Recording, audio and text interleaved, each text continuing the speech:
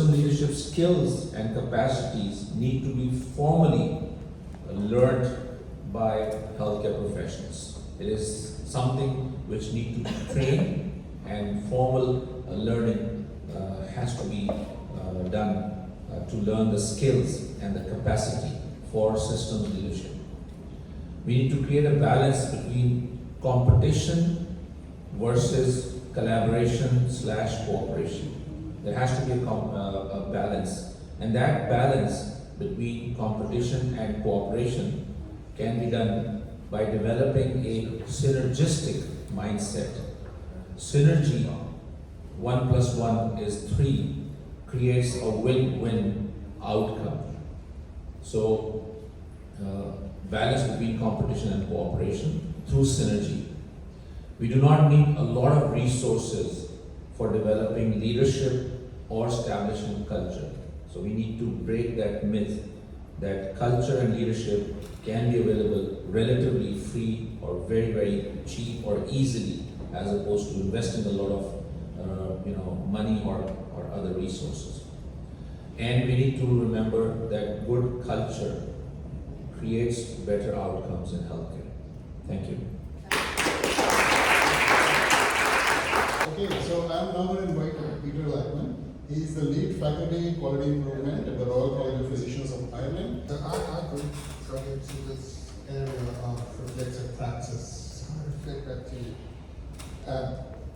In each of the questions I had from first talking about Jeffrey when he came first was really what was complexity and how can you break down complexity. And I want to end with the last source of Jeffrey, which is the last minute that we had, was that the question was, how do you deal with complexity? Do you break it down into its component parts and deal with its component parts? Or do you deal with it as a whole? And he said, well, there are two schools of thought, which means that you don't know which is the best way, and you muddle through it. So that tells you how complex all things are. So the first thing we know about leadership is very complex. And my take on that was that you have to look at, if you get the different microsystems in an organization working well together and with each other, then that's the way you can start dealing with the complexity from a bottom-up approach. And at the same time, the top starts working together.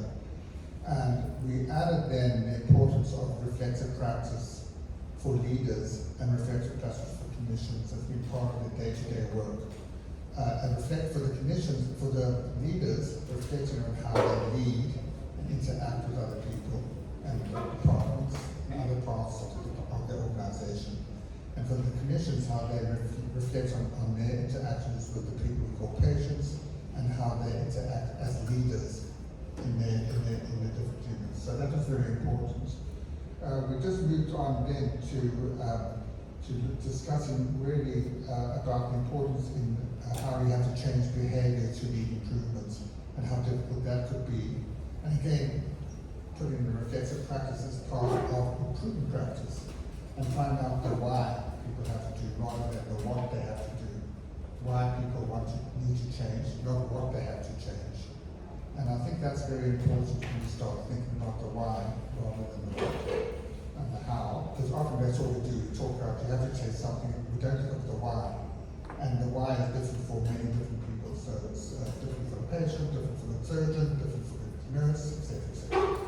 And in trying to be the last two sessions, with Suri and Olfat, really they kind of overlapped each other.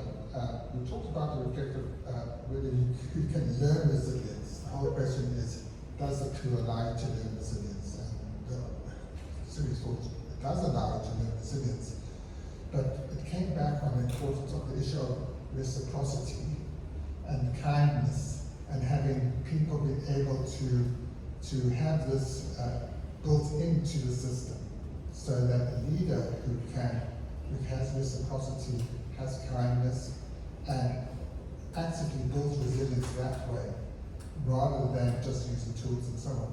We'll find out. And it was quite interesting because the question we had before, well, what's the tool? Does the tool have reflective practice or not? And of course, it's a Yes, it does. It's an integral part of building resilience.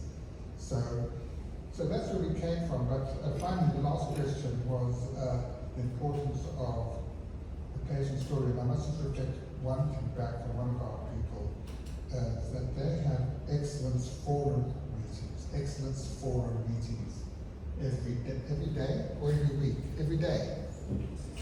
Yeah. So if you want to hear more about it, where anyone from the janitor to the physician comes together and they listen to the stories of how they're doing their work. Excellent forum meetings. Don't you love that? And they talk about what they're doing well and what prevents them from doing well.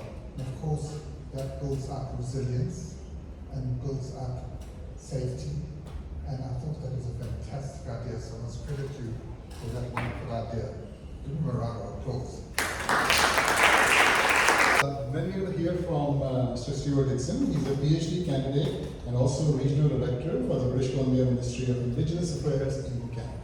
Thank you. We had a robust conversation with our group. I want to thank the panelists for all coming because we threw different questions at them each and they all responded ably. It was a really unique group because we had people from Burundi, we had people from Belgium, we had perspectives of India shared, the United Kingdom. It really led to a really good conversation. We talked about turning systems leadership into concrete actions and across multiple different realms. We talked about it, about data sharing and reducing child and newborn mortality, polio, addressing cross-cultural gaps, challenges, engaging the unmotivated.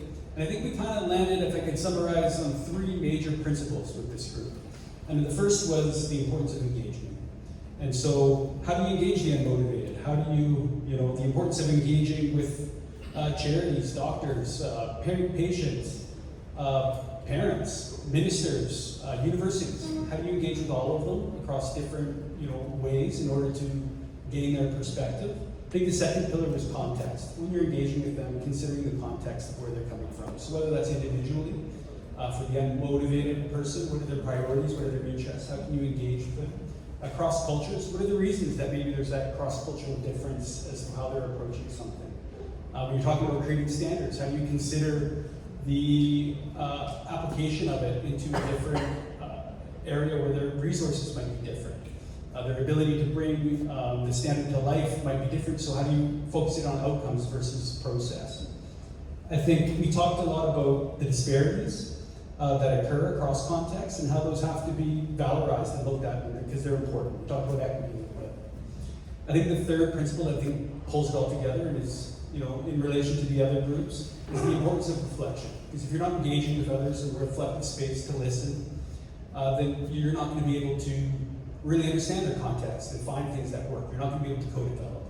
And so we talked about that at length, and I think that was the important tie that binds the engagement across different actors and understanding their context is the importance of reflection. I think that's the main piece of systems leadership, making it concrete for this group. Thank you. CEO of ISQua, over to you for your.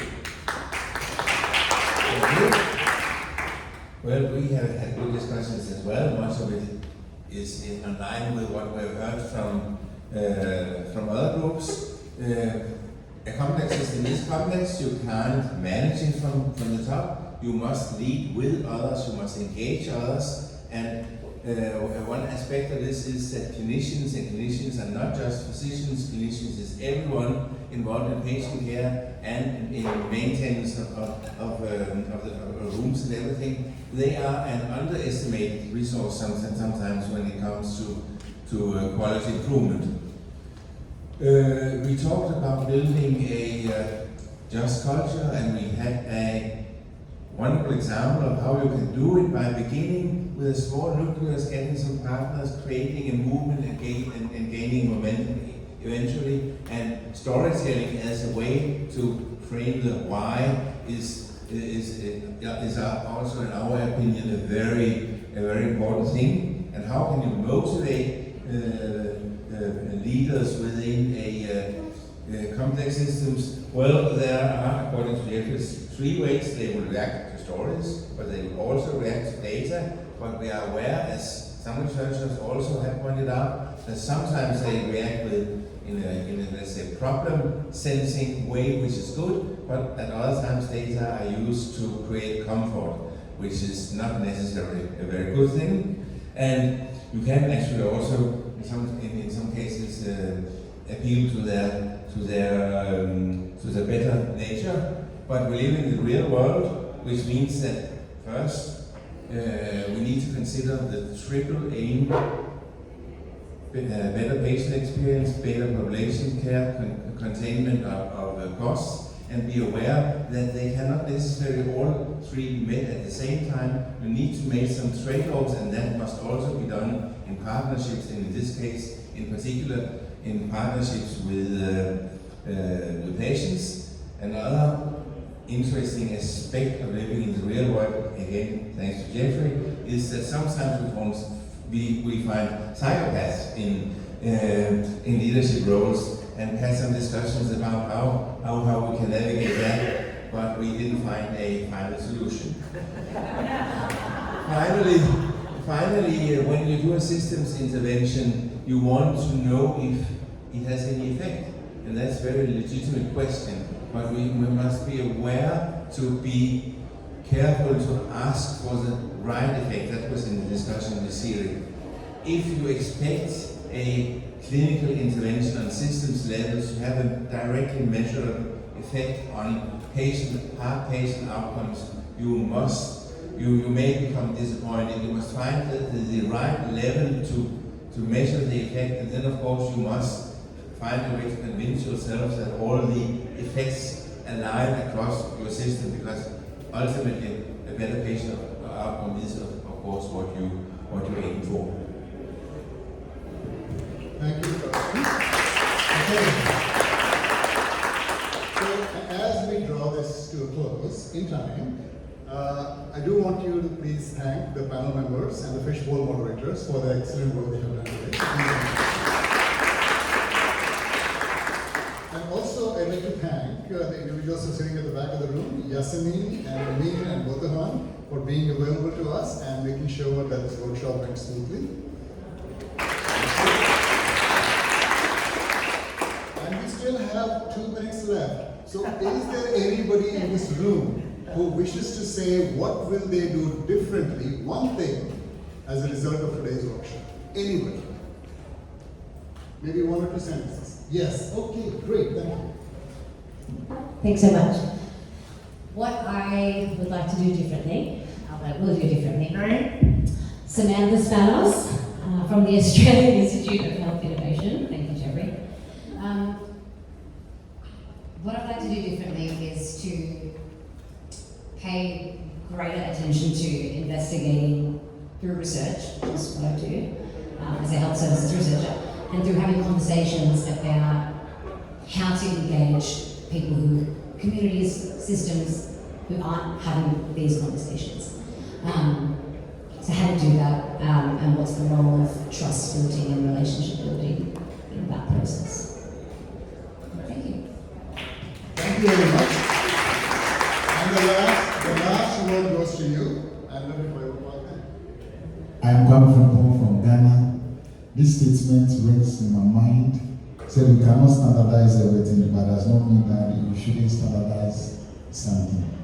And so I go back to my team and look at what are the simple things that my people do better. Can I standardize it so that it becomes a culture in my system? Thank you very much.